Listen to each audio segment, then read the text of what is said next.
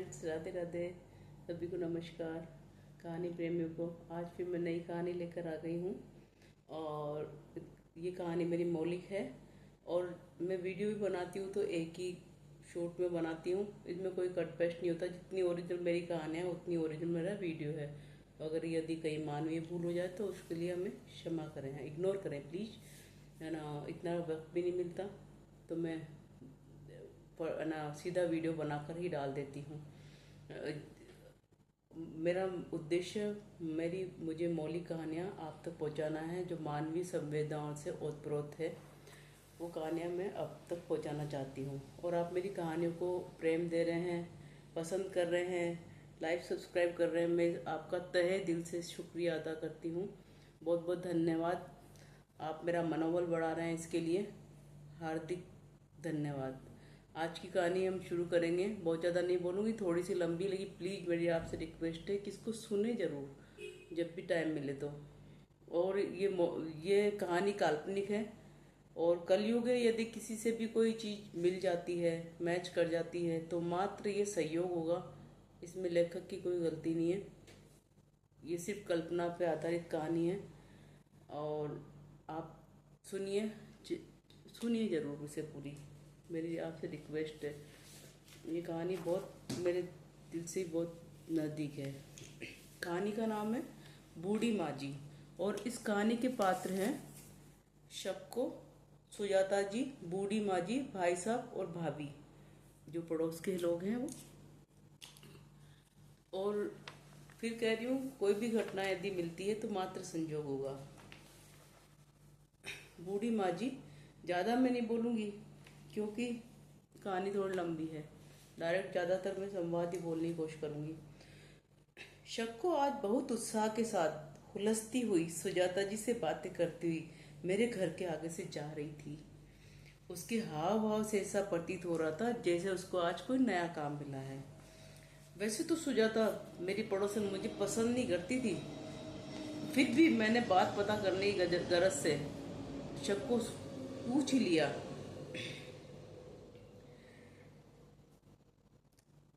यूं ही उसे छेड़ने के अंदाज से पूछ लिया, क्यों री शक्को, आज तो बड़ी फुदकती हुई जा रही है। शक्को भी उलझकर बोली, अरे बड़ा घर मिला है, बूढ़ी बूढ़ी माँ जी का, बूढ़ी माँ जी को संभालना है। हाँ। अच्छा, बूढ़ी माँ जी को, बहुत अच्छा, बेचारी की देखभाल हो जाएगी। मैं मन ही मन बोली। माँ जी के नाम से ही मन में श्रद्धा की भावना उत्पन्न हो जाती थी। शक्को सुजाता के साथ बड़े से बंगले में पहुंची।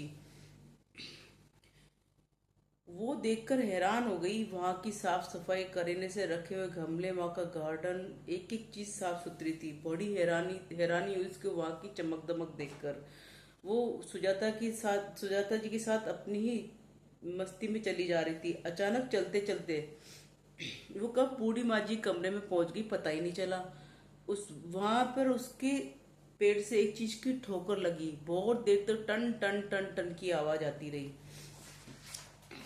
अब सबको तो जब बर्तन से टकराया उसका पैर, तो वो डर गई। उसे लगा बंगले में कोई कुत्ता है।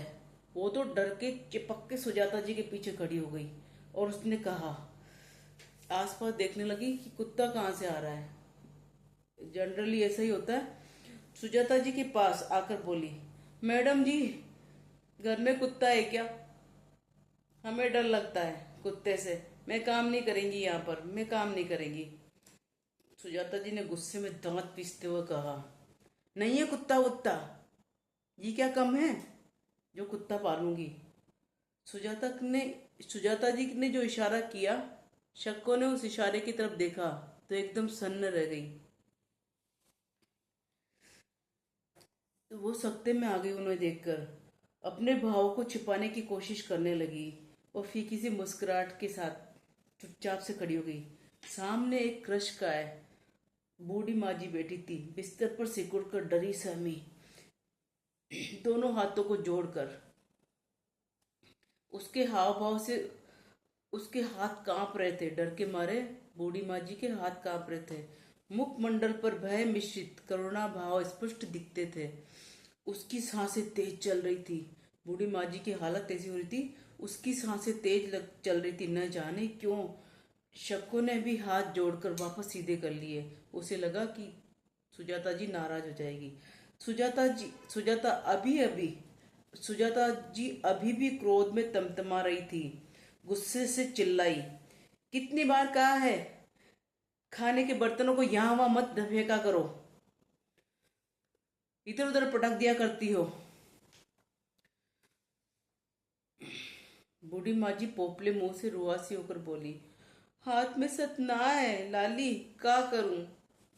बूढ़ी माँ जी बहुत कमजोर थी, मतलब उनसे खाने का बर्तन भी नहीं पकड़ा जा रहा था। सुजाता जी चिल्लाकर बोली, तो मत खाया करो ना, सब जगह गंदगी फैल गई, कोई सलीका ही नहीं है। बूढ़ी माँ जी को डांट के साथ ही आंखें पोंछ के रोने लगी।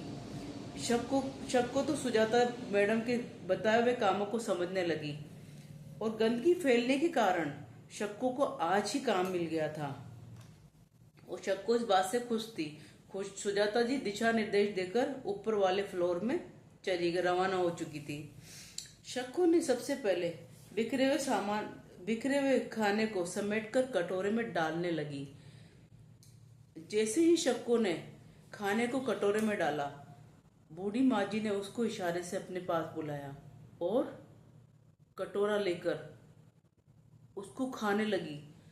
तो शक्को एकदम चिल्लाकर बोली, माँ जी गंदा है, जमीन से उठाया हुआ है। यह अनसुना वो, लेकिन माँ जी तो अनसुना करके खाने लगी।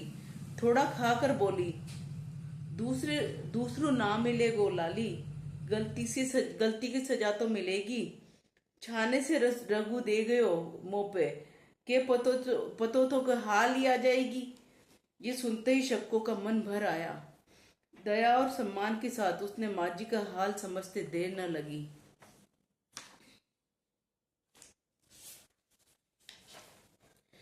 उसके जीवन में परिश्रम के नाम पर उसके जीवन में परिजन के नाम पर कोई नहीं था।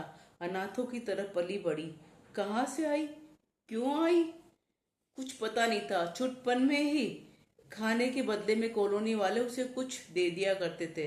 ऐसे करते करते वो काम वाली बाई बन गई, और इस बात का उसे जरा भी मलाल नहीं था, बल्कि गर्व था। इसी कॉलोनी को वो अपना घर समझती थी। अतः बूढ़ी माँ जी ने में भी उसे अपनी माँ जैसी नजर आई जैसी लगी। दूसरे लोगों की तरह माँ जी ने उसको डांटा नहीं, इसलिए उसके निर्मल भाव से वो और प्रभावित हुई। शक्को को माँ जी अच्छी लगी। शक को मन लगाकर बूढ़ी माँ जी का काम करने लगी। साफ सफाई, खाना पीना, नहाना धुलाना, कमरे को व्यवस्थित रखना, ये सब।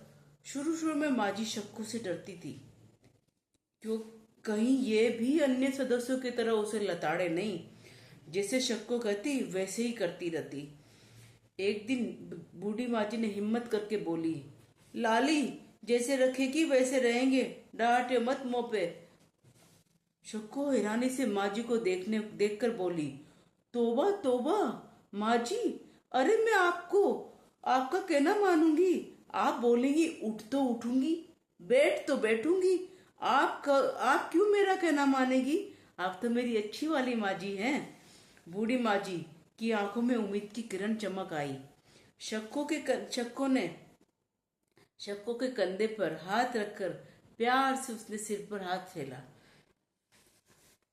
मेरी अच्छी माँ जी, आप तो बहुत अच्छी हैं। बूढ़ी माँ जी की आंखों में उम्मीद की किरण चमक आई। शक्को के कंधे पर विश्वास से हाथ फेरकर बोली, तुम मेरी बात किसी से खबेगी तो नहीं है लाली। उसने माँ जी ने बड़े विनम्रता से शक्को से पूछा, जैसे उसको विश्वास हो गया था कि ये तो मेरी हितैषी है और अच्छी औरत है। बालाजी की सौगंध, किसी से ना कहूंगी अम्मा। बूढ़ी माँ जी ने लाड से शक्को के माथे पर फिर से हाथ फेरा, और शक्को ने पहली बार ऐसा लगा जैसे उसका घर का कोई अपना है। अब बूढ़ी माँ जी और शक्को की अच्छी बनने लगी। शक्को के पास गली मोहल्ले की बातें करने के अलावा कोई बातें नहीं थी, और बूढ़ी माँ जी के पास पूरे जीवन भर की गाथा कहने के लिए थी। अलग अलग कहानियां, अलग अलग किस्से।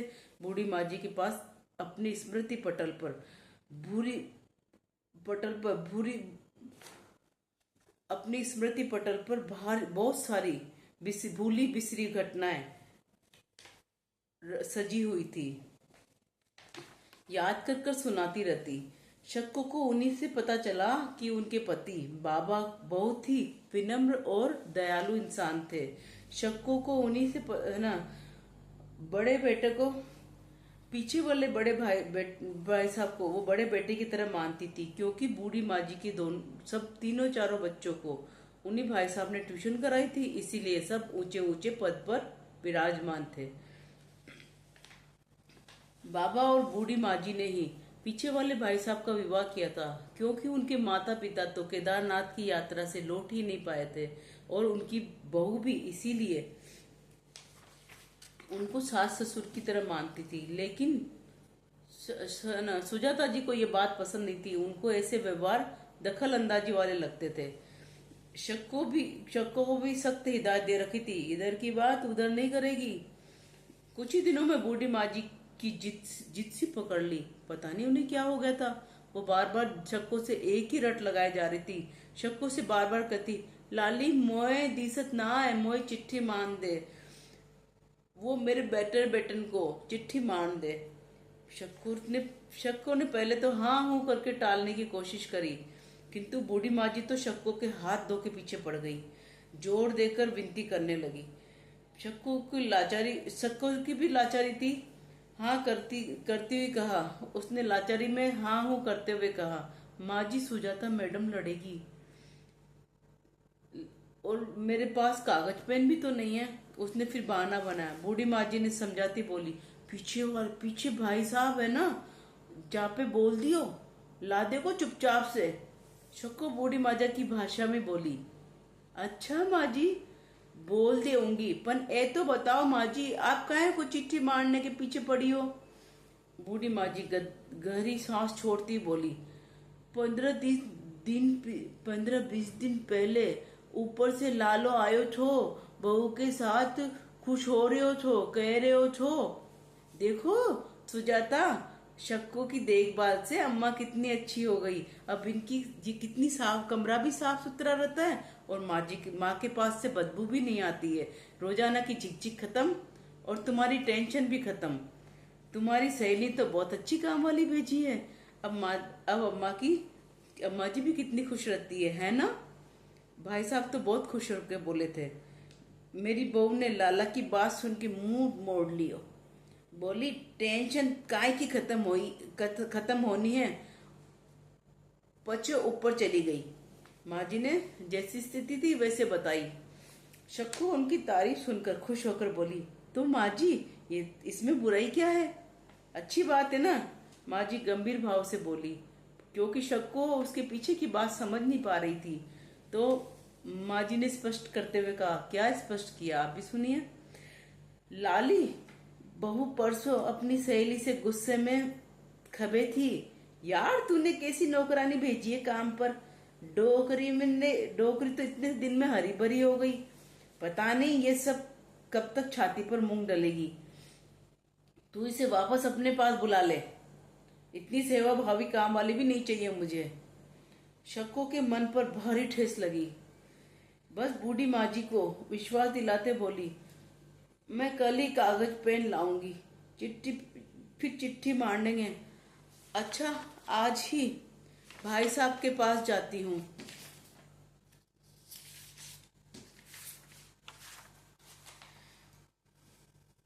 शक्को के लिए भाई साहब का घर नया नहीं था, क्योंकि जब वो अनाथ थी तो भाई साहब ने उसको सरकारी स्कूल में एडमिशन करा दिया था और जहाँ पर उसको पढ़ाई के साथ साथ मुफ्त खाना भी मिल जाया करता था।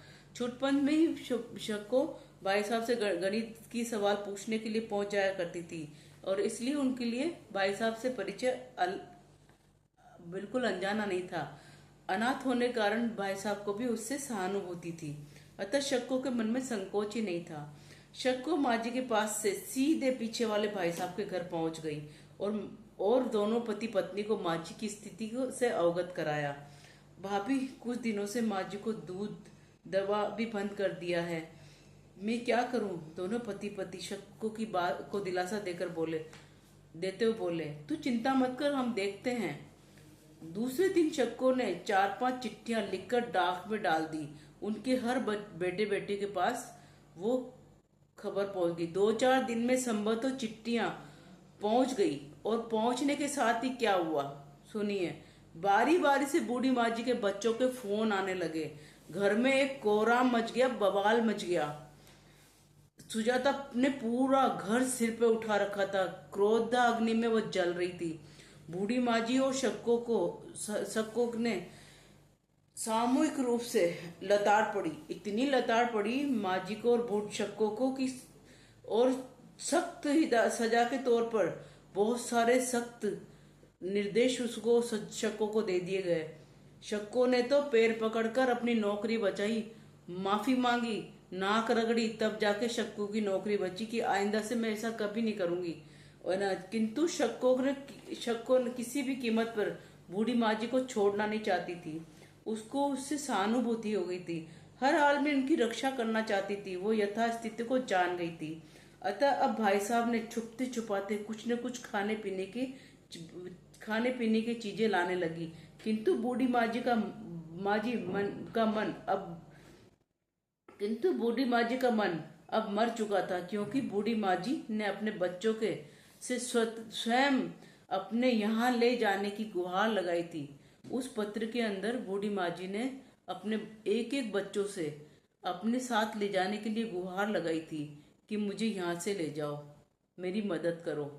लेकिन एक भी बच्चे ने बूढ़ी माँ जी की बात नहीं सुनी। उल्टे उन्होंने सुजाता जी को फोन कर कर उल्टा सीधा बोला, उन्हें भड़काया और नाराज हुए। और उसका दुष्परिणाम क्या हुआ। और बूढ़ी माँ जी ने उनसे गुहार लगाई थी कि ये सब बातें वो प्रार्थना की थी कि गोपनीय रखे, सुजाता को नहीं बताया। किंतु उन संतानों ने भी आफत समझकर, मतलब बूढ़ी माँ जी की स्थिति ऐसी थी, उन संतानों ने भी आफत समझकर फोन पे उल्टी सीधी बातें बूढ़ी माँ जी के लिए कही, इससे बूढ़ी माँ जी को और मुसीबत पैदा हो गई। माँ जी तो जैसे तैसे अपना जीवन त्यागने का निर्णय कर लिया। माँ जी ने अब इस हालात में जब वो निराश हो गई सब बच्चों की तरफ से, तो उन्होंने अपना जीवन त्यागने का निश्चय कर लिया। शीत ऋतु में बूढ़ी माँ जी की हालत दिन पर दिन खराब होती जा रही थी। अतः शक्को उनके लिए गुपचुप अलग अलग औषधियां ला कर देती। इसके पुरस्कार स्वरूप माँ जी ने उसको सोने के आभूषण देने की कोशिश करी, लेकिन शक्को ने इसके लिए मना कर दिया। इस सब स्थिति में भी बेटे बहू पर कोई फर्क नहीं पड़ रहा था। शक्को ने 2 दिन की छुट्टी ली ताकि वो कहीं दूर जाकर धर्मार्थ संस्थान से कुछ जुगाड़ करके माता जी के लिए दवा ला सके। कुछ औषधियां लेने गई। जाने से पूर्व जरूरी खाद्य पदार्थ बूढ़ी माँ जी के पास छुपा कर रख कर गई। माँ जी ने तो शक्को को बहुत मना किया, लाली मत जाए, मैं ना बचूंगी, अब तो चली गई जाएगी तो मैं क्या करूंगी। मतलब उन्होंने बता दिया कि तू जाएगी तो मैं नहीं जिंदा बचूंगी। सच में हुआ भी यही। शक्को वापस आई तो माँ जी की अंतिम सांस छूट चुकी थी। शक्को को बाहर की भीड़ भाड़ देखकर सीधे भाई साहब के घर में जाकर धम से सीढ़ियों पे गिर गई। और उसकी हालत देखकर भाभी दौड़कर आई। पीछे वाली भाभी उसको पकड़ कर बोली, अरे क्या हुआ। बूढ़ी माँ जी, गई भाभी मुझे छोड़कर, ये सब दवाइयां बेकार है। दवाइयों का थैला उसने जमीन पर बिखेर दिया। भाभी शक्को को समझा बुझाकर पुनः बूढ़ी माँ जी घर भेजा। उसको समझाया कि अंतिम समय तो ढंग से निकाल, तू जा उनके पास, इतने दिन सेवा करी, अब क्यों घर से बाहर निकल के आती है, जाके आ। शक्को वहां गई। शक्को जब उनके घर गई तो वहां का दृश्य कैसा था देखिए। शक्को ने देखा ये वहां का दृश्य ही अलग हो रहा था। जैसा शक्को छोड़ गई थी वैसा कुछ नहीं था। वहां बूढ़ी माँ जी की संतानें आ चुकी थी। सबने आज्ञाकारी संतानों का मुखौटा लगा रखा था। सुजाता खाने की चीजें अपनी ननद को दिखा दिखा कर कह रही थी, देखो कितना सामान बनाकर रखा है माँ जी के लिए, किसी प्रकार की कोई कमी नहीं छोड़ी थी। ननद भी कंधे पर हाथ रखकर कह रही थी, हाँ भाभी जानते हैं कितनी सेवा करी है, आपने कितने ठाट से रखा है अम्मा को। सुजाता शक्को की आंखों से दिखाती बोली, हटा इसको यहाँ से। ननद की ने भी शक्को को झड़क कर बोली, ये टूटे फूटे बर्तन हटा, अभी इज्जत खराब करवाएगी सबके सामने, बेवकूफ औरत। शक्को ने बर्तन उठाते हुए बोली, ये तो माँ जी। बीच में ही सुजाता ने कहा, माँ जी को भाता नहीं था ना तो कुत्तों को डाल दिया करती थी, उसी के बर्तन है। शक्को ने सुजाता को और अचंभित होकर देखा, मानो मन ही मन करिए, बहुत खाने को देती थी ना बूढ़ी माँ जी को। दोनों ने शक्को की नजरें चुराकर गले मिलकर मगरमच्छी आंसू बहाना शुरू किया। शक्को ने मन ही मन बूढ़ी माँ जी की दयनीय दशा को याद करके चुपचाप से आंसू बहाती हुई उनके स्थान को साफ करने लगी। भीड़ एकत्र हो गई। धन के गुलाम बेटे बेटियों को सांत्वना दे रही थी। मेरी कहानी आज की यही समाप्त होती है। कहानी बहुत लंबी है और मेरी आपसे यही रिक्वेस्ट कि प्लीज़ सब्सक्राइब कीजिए, लाइक कीजिए, शेयर कीजिए। और इसकी कोई भी घटना किसी से मिलती है तो संजोग है, कलयुग है, सब तरह का वातावरण है। और आप मेरी कहानियों को इतना प्रेम दे रहे हैं, इसके लिए आपकी बहुत बहुत धन्यवाद। और फिर मैं अगले कहानी आपके लिए जल्दी ही लेकर आऊँगी। आपसे जैसा वादा किया, मल्टीपल स्टोरियाँ, सब तरह की कहानियाँ मिलेगी। धन्यवाद। इस कहानी को एंजॉय कीजिए, धीरे धीरे सुनिए, फास्ट फॉरवर्ड करके सुनिए, लेकिन सुनिए जरूर। राधे राधे, सभी को नमस्कार।